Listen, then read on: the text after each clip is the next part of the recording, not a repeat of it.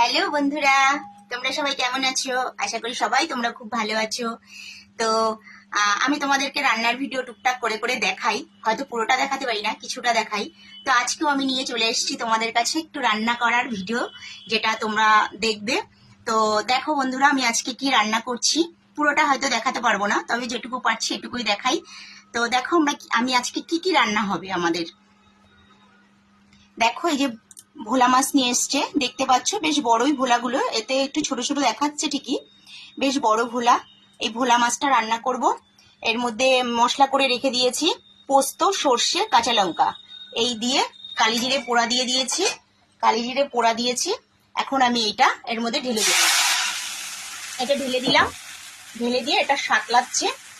তো সাঁতলাতে সাঁতলাতে তোমাদের আরেকটা জিনিস দেখিয়ে দিচ্ছি। আর এক রকম মাছ হবে, সেটা হচ্ছে তেলাপিয়া মাছ। তোমাদের ম্যাক্সিমাম বাড়িতেই হয়তো অনেকেই খাও তেলাপিয়া মাছটা। তো তেলাপিয়া মাছ হবে, এটা বেগুন দিয়ে করব, এটা হয়তো তোমাদেরকে দেখাতে পাচ্ছি না। আর রান্না করেছি দেখো, উচ্ছে আলু ভাজা করেছি। এই হবে আজকে আমাদের দুপুরবেলা।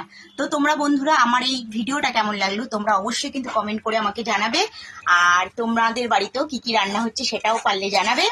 আর ভালো করে দেখো আমার এই ভিডিওটা, যদি ভালো লাগে তো আবার তোমাদের আমি ভিডিও করে করে দেখাবো। তোমরা সবাই ভালো থেকো, সুস্থ থেকো। টাটা বন্ধুরা।